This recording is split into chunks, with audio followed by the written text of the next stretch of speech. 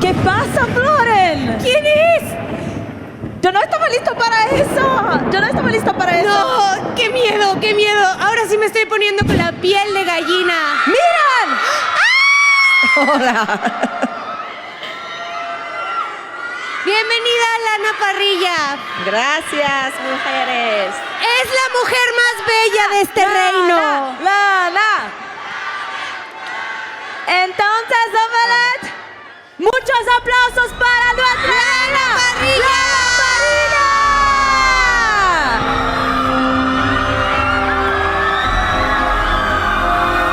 Hola.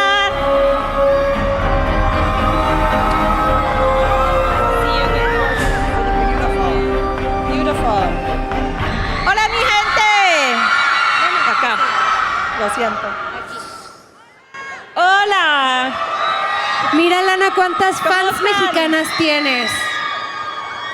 ¿No es una emoción enorme estar Sí. cerca de ellas, ver todo ese amor que tienen para ti? Construyeron corazones que dicen, we love you, Lana. Regina took hearts, but you keep mine. Ay, Costa Rica. Wow.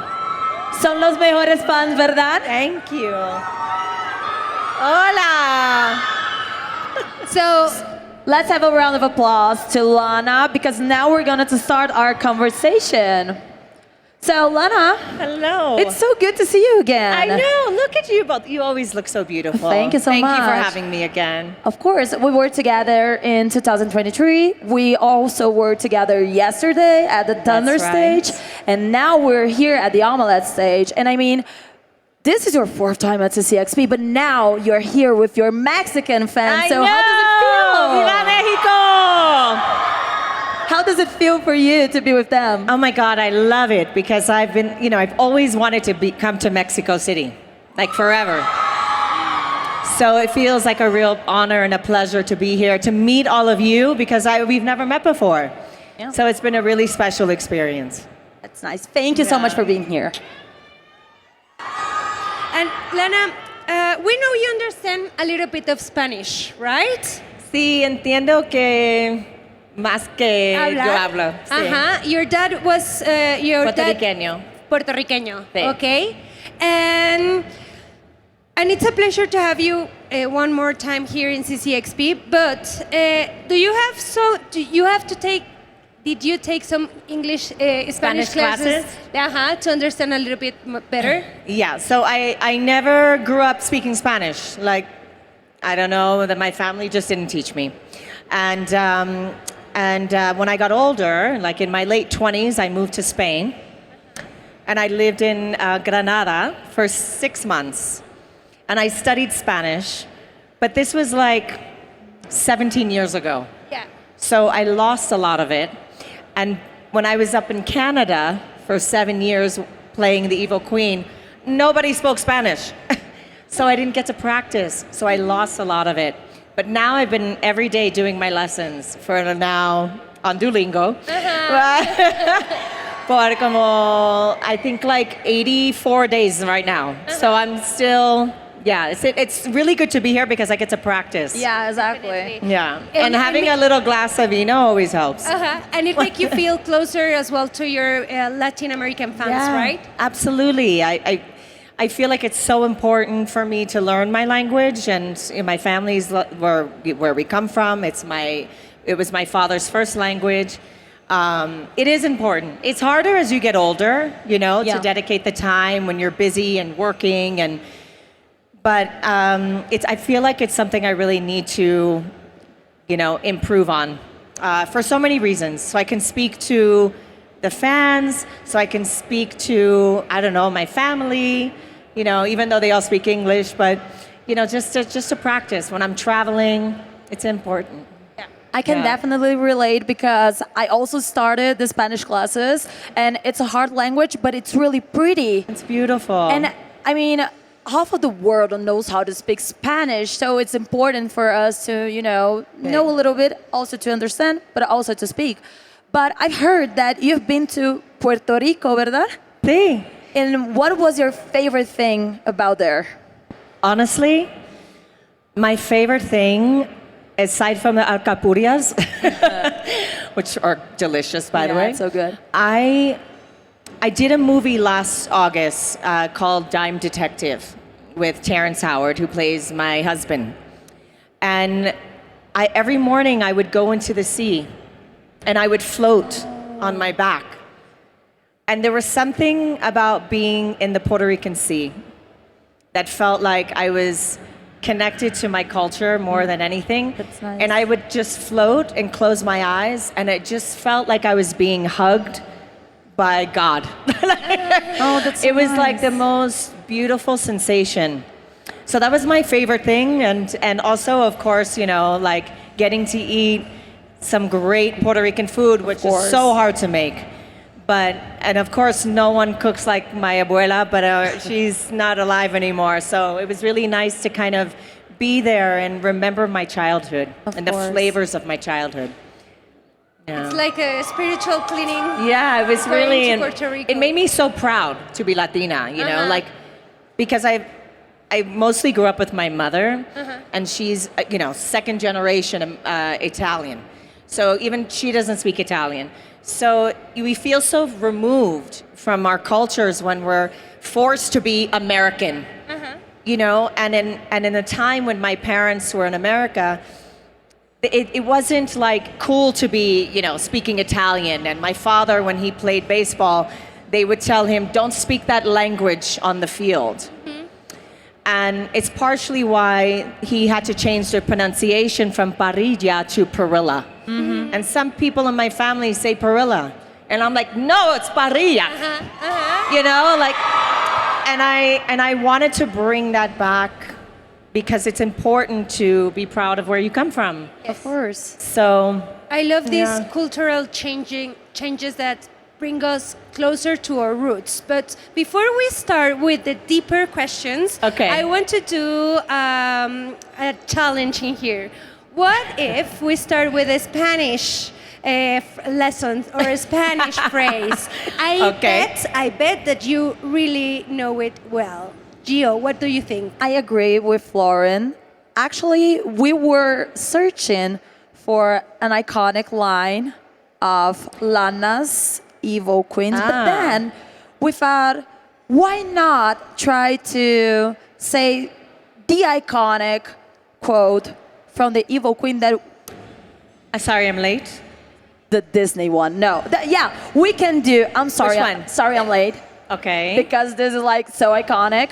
But we also can do, the espejito, espejito. El pejito, el Que es pejito. como mirror, mirror. Oh, on the ¿Quién es wall. la más bonita?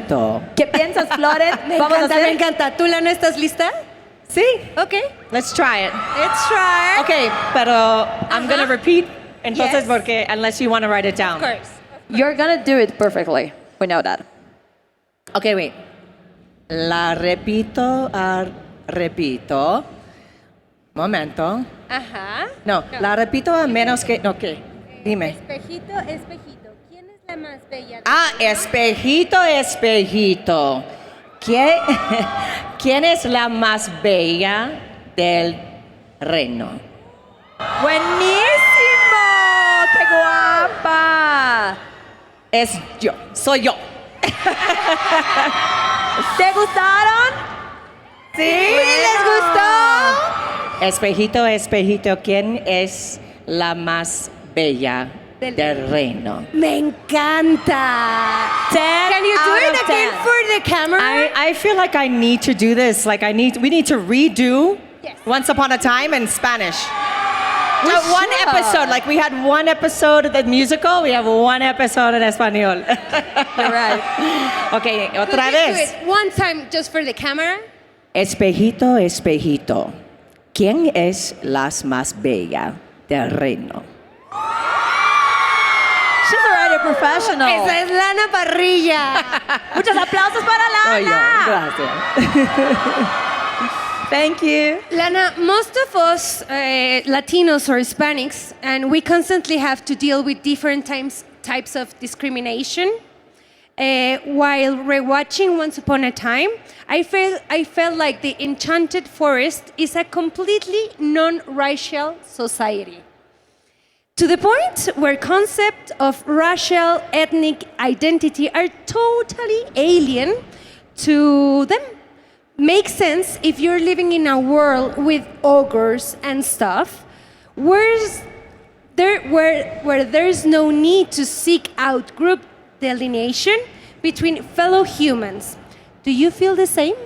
I do, actually. I've never really thought of it that way, but hearing it described as such, it actually makes me more proud of our show, because you're right, like Adam and Eddie, our creators and producers, embraced everyone's accents, no matter where they came from. Emily had an Australian accent, Bobby had a Scottish accent. I think Colin was asked to do an English accent, but even Rebecca was able to keep her accent, and it was like they really just embraced the diversity amongst the cast. And it does make sense, because in the Enchanted Forest you have all walks of life. Animals that are speaking, snow monsters, orcs, and things like this. So I feel like the diversity amongst all of us, and never really discussed or touched upon. No one ever made fun of anybody. Yes. It was just accepted as a beautiful thing. I never thought of it that way. Thank you. Wow. Yeah. It's really cool. And well, Don't you wish we can all be like that? yeah. Yeah, I know a lot of Living us are, but there's a lot more work to do out there. Live in a world like this. Yeah, where everyone's just accepted. Why not? It'd be so much better. And the difference are embraced. Yes. And at the end of the day, I really do think that Once Upon a Time is a series that adds depth to the characters. They have deep conversations, so they're. Of course, we all laugh at some things, but there's also this moment of deep conversations between the characters. So I just wanted to know if there was ever a specific moment that was the most memorable for you during shooting. Oh my God, there's so many, but I've expressed this a lot in the past when people ask me, what's your favorite moment in an episode? And look, there's so many. There's some favorite moments with, acting moments with Robert Carlyle. I think he's just so talented, and it was such a wonderful experience to be acting opposite him for so long. But really, the moment that stands out for me, even though it was so crazy for the evil queen to be fighting against herself, but the message behind accepting oneself and embracing oneself, which happens in season 6 between Regina and the evil queen, is such a beautiful message for all of us in the world to learn, right? We're so hard on ourselves, and we don't understand our own complexities, and we beat ourselves up, and we're so insecure, and we struggle with who to be and how to act and who's gonna like us, and are we gonna be accepted? Are we enough? And it's so beautiful to see that's why I think Regina has resonated with so many people, is her own battle with who she was it tormented her. But in this one episode, when they're split, and she realized that the only way to heal is really to embrace who she is in both sides, in all colors and all complexities. And then they hug, and it's just I mean, it's such a beautiful gift that we can give to ourselves as people, and to be kind to ourselves, and to just love who we are, and the things that we don't love, we can work on, and to actively work on them in the ways that Regina did. The evil queen was a little behind, but that's okay too. She needed more support, and she needed the support of Regina, who is more evolved, and she was more evolved because of the people she was, surrounded by, because other people helped her grow. So I think, you find those people in your life that support you and love you, that give you the best advice when you're feeling broken and lost and confused. Turn to people that you admire, that you look up to, that can say, please help me. If I can't help myself, can you please help me? Give me some guidance. So this is why I think the message of these characters, the two, the Queen and Regina, even though they're one, is so powerful. And I think that's really why she's resonated so much with so many people. I got a little bit emotional. Thank you so much for your answer. You're Thank welcome. you. My pleasure. It's a With- good question. With the release of the live action of Snow White, your character, your evil queen, has once again been much talk about and celebrate. So even almost a decade after the end of the series, how do you feel about this? I mean, I think that, now I love it. It's so crazy today, time with streaming networks. It gives us the ability to keep showing these shows. And so the show, even though it's been off the air for, 7, 8 years now, it's still new and fresh to a lot of young people that are now just discovering it, maybe you. There's so many young young audiences that are coming in, and it's because it lives on Disney Plus that you get these new viewers. And I just find it fascinating. But when a show is written so well, when the message is so strong, and I really do feel that Adam and Eddie, I don't know if it was conscious or not that created the show, but like every episode was a life lesson. Every character's journey was a life lesson. And I think that you can't end something like that. A show like that will live on and continue to inspire because of the message, the core message. And I think that's why I'm shocked. I'm always like, oh my God, this is crazy. But I'm also so grateful because at least I was part of something that was so positive. It's a story that lives in the heart of many, many people, and it's a discovery for many young audiences, but also an inspiration for this kind of new live-action movies. So Yeah. congratulations. Thank you. Thank you. Congratulations for being this iconic evil Viva character. Queen, I know. I feel so honored. Trust me. I knew when I first booked the show, I was like, wow, this is, oh my God, I get to play the evil queen? Like, what? Yeah, dream come true. Yeah, and then I remember on set with Ginny, it was during the pilot episode, she was dressed as Snow and I was dressed as the evil queen. We're like, this is crazy. This is crazy. And to be able to tell their stories for so long, it's just a real gift. Yeah, but we Unlike are any- also really grateful to you because Thank you. we all love the evil This show. queen. We all love Regina, and I think it's safe to say that Regina is like one of the most beloved characters from Once Upon a Time, right? Thank you. And I have a question that the members of the fandom already told me that you've answered before. But I really wanted to ask you again because Go for I it. never did this question, and there are probably many people here that don't know the haven't heard it. answer. So we all know that the Evil Queen is one of the best characters of Once Upon a Time. But if you had to choose another character to give life to, which character would you pick? I always say it's so hard because I really feel like I got to play one of the best characters on the show for so Yes. many reasons. You do. And it's tough. I can't really. Okay, if I had to choose anything, I'm not a princess person. But when I look at the roles that I get to play, I always feel like there's a lesson. Remember yesterday you said, what is the lesson that you took from Yes. your character? I always feel the characters come to me at the right time in my life for me to look at something within myself that maybe isn't, quite like perfected or something that I'm having to look at that I need to work on. I've never loved princesses, but if I had to play one, I would probably want to explore what it was like to be Snow White, only because I would want to play with that side of myself as Nice.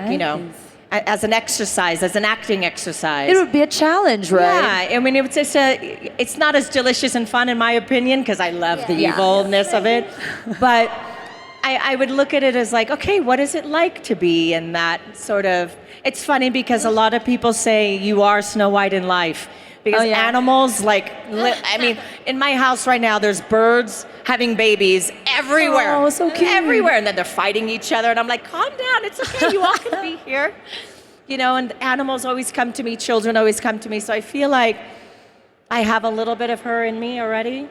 So why not put it on screen? Why not? Yeah. Right? So if I had to pick, that was it. Okay. That's One answer after 10 years. After I was like, I gotta give an answer. Well, there you here have in Mexico, we have soap operas, telenovelas. Okay. And many iconic characters you Okay. could perform. So we're gonna show you some videos. Hay And I telenovelas. want you to pick up your favorite.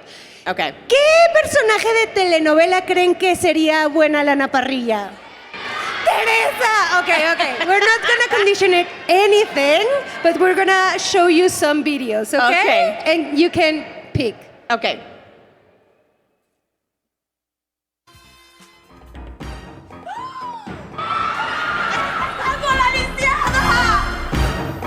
Así es que era de de quien estabas enamorada, maldita lisiada.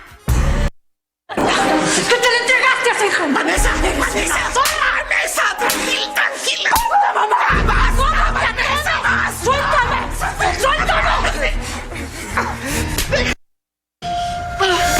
Odio ser pobre, lo odio. Para ellos es muy fácil. Tienen lo que quieren, gastan sin tener que estar contando el dinero y andan bien vestidos, sin carro. Nadie te va a ver recogerla.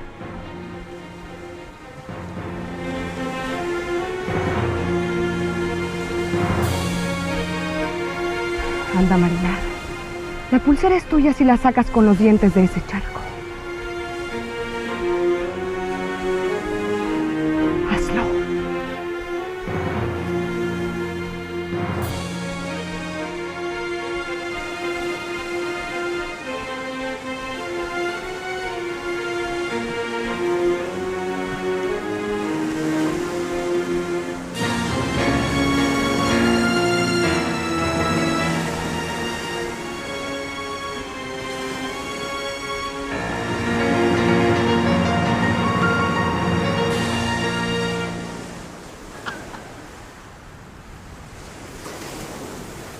Okay. Oh my God. What? She was so evil. And I mean the music, right? I know, I was So like dramatic. captivated. I want to watch more. Okay, the first one was Angélica Boyer, Teresa. Okay. The second one was Simplemente María. And the third one was the fourth one was Marimar. Marimar. Oh, Marimar, Marimar. the fourth one. Oh, the Marimar. Okay. Which one do I like the best? The Oof. first one, the second one, the third one, or the fourth one? The fourth one really had something sinister to it. Yeah, I did. Like she was really, and she was very still. She didn't have to express, like push the emotion. She was very commanding. I like her. The third one almost made me cry. She's a really good emotional actress. The second one made me laugh. Not that I think slapping someone is okay, but I don't know, it was funny for some reason, the whole thing. And the first one was like, Teresa. reminded me of one of my tias. I was like, oh my God. Childhood memories. She actually looked like someone in my family. And all of a sudden I was in the living room with my abuela and everyone watching telenovelas, and I was like a kid going, I don't understand, but this is interesting. So probably it will be All of them, Teresa? but I would say number four. Number four, is okay. probably Number my four. favorite one. Number four is the winner. Just for the performance was so like, look, nobody said anything. We were all like watching, you know? So she really captivated us. So I think that the more we think about Regina, the more we understand her. Like, at the end of the day, yeah, we know that she's kind of evil, but I really like these gray characters, you know, that they're not all bad. They are complex, they have their past and they have passion, they have their reasons. And I think that the case with Regina is this one, that at the end of the day, people may love her, people may hate her, but we all do understand her. So I just wanted to ask you, despite having justified points. How do you picture Regina's character? Do you agree with me, or do you think that she tends to be a little bit more of a villain? What do you think about her? I think Regina's story is an evolution. I think that in the beginning, she was a really juicy villain, and her intent was to hurt everyone because she was in so much pain. It's kind of a very young way of approaching life. Of course. So I think she had, the title of the villain. I mean, she always was, but she had the title of the villain more than early on. And it's mostly because she just didn't understand the effect that she was having on people. She was just being so selfish.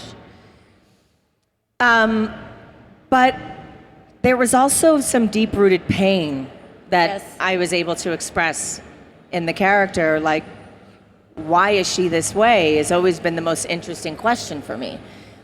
And honestly, I asked that question with all the characters that I end up playing, like, why? Why are you this way? What's going on? And, as an actor, you can never judge your characters, whether you're playing a villain or not. It doesn't matter. You have to find what makes them this way, and what's their pain? What do they love? What do they hate?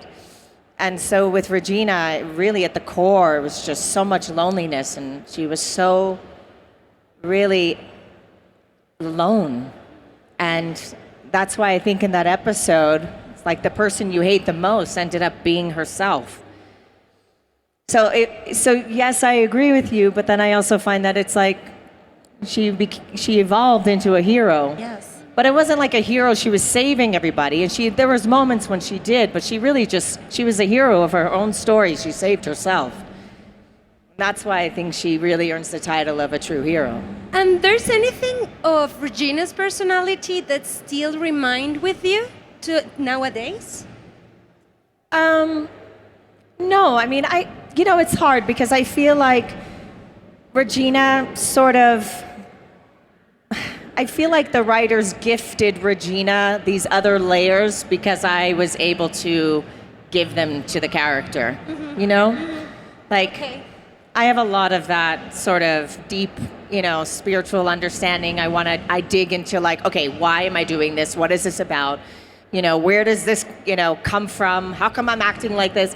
So all of that sort of like deep, spiritual work that I like to do for myself, I feel like I was able to give it to the character. And I think the more that I expressed, the more that the writers were able to see like, oh, let's write more in that direction because she's expressing it, so it's becoming a part of the character. You know what I mean? I don't know if that makes sense. No, it does. Okay. It really does. Yeah. And our time is almost up. Oh, no. But there's a question that the fans really wanted to ask you, so I got note of it because we're all looking forward to seeing your new and future projects. Yes. And since I'm a lawyer, I had to ask about Jocelyn from The Rainmaker. Yes, thank you. So I was thinking about doing a little bit of crossover because we got Lisa that ended up in, kind of a hard situation before the law. And then we have Jocelyn that is a lawyer. I wanted to know if you could talk to us a little bit more about this character and if you think that Joe could, maybe try to get Lisa out of trouble. Do you think that she would be capable of doing this? Oh, yeah. So I'm on a new series called The Rainmaker.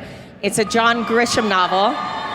And actually, the only person that really calls her Jocelyn is her father. Oh. Oops, so she goes by Bruiser. Oh. So that's really the character's nickname. In the novel, Bruiser is a man. And this is so great today, right? When something is so male dominant that they're like, okay, we gotta like bring in some diversity. Yeah. So they gender bend to the role, and I was so grateful because it gave me the opportunity to tell her story. She is a ballsy, brassy broad who, That you can perform. shocker that I'm playing her. But she's a wonderful lawyer. but she's not very conventional. She kind of does things her own way, you know, a little bit of shadiness, a little bit of like, all right, who's she working with on the side? She can absolutely help Lisa Trammell, 100%, especially a woman should be defending Lisa for so many reasons. But Bruiser is great, and you guys are gonna see The Rainmaker. It is coming out very soon. Yes, this summer. So stay tuned. I think you're gonna be seeing something this week, actually. What? A little teaser. Spoilers. But she is great. We have a phenomenal cast. We have like PJ Byrne, John Slattery, Dan Fogler, Madison Eisman, and then our lead is Milo Callahan, is wonderful. And I've seen 5 episodes. I've cried through all. I mean, I just like I'm so in love with the show. I think you all are gonna love it. You're gonna love Bruiser. She's a piece of work. But she is like, a lot of women are gonna go, I've gotta do that. I wanna be like her. She's an inspiring character. She's a very strong woman. And you're gonna love it, so stay tuned. It'll be on USA, but then it's gonna live on Peacock. So it'll be on both networks. So yes. Well, we're really looking forward you. to it. Thank you so much. Me and Florin were saying backstage how gently you were with us. You were really gentle with us. So I really wanted to thank you, but also wanted to thank your fandom. Lana Parrilla helped a lot with the questions. Your fandom is simply amazing. Here in Mexico, in Brazil, all over the world. So thank you so much.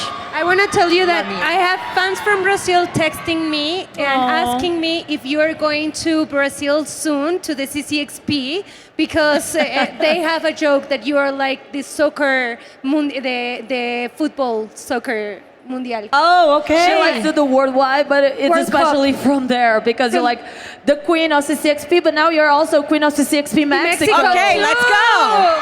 Thank you, Lana Parrilla, for being here. Gracias todo. You guys are so great, and I love being here. Thank you for having me again. This has been a pleasure. A big applause for Lana Parrilla. The queen of CCXP, everyone. Gracias. Thank you, everyone.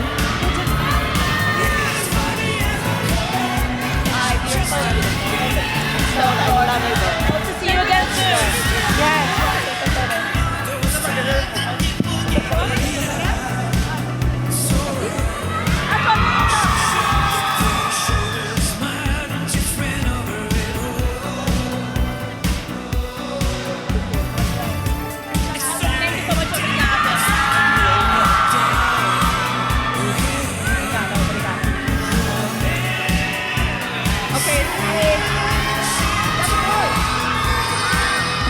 This has been amazing.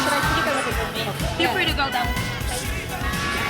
Lana Parrilla, amazing, the queen, the evil queen. Give her a big applause.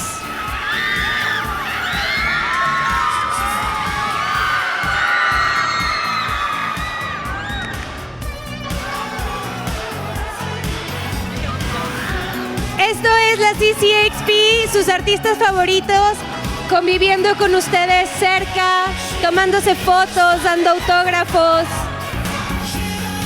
Así cerramos el tercer día con Lana Parrilla.